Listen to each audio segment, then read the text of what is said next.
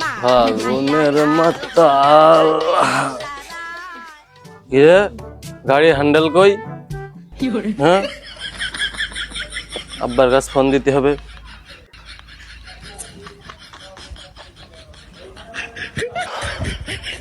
Hello আব্বা।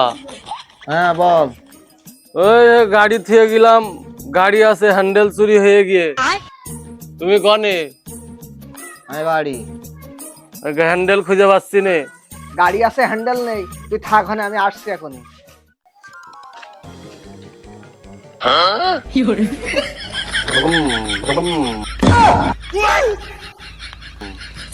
একশো বার একশো বার কইছি তুই ওষুধ সেবন করবে, তোর ওষুধ খালেই ধরে।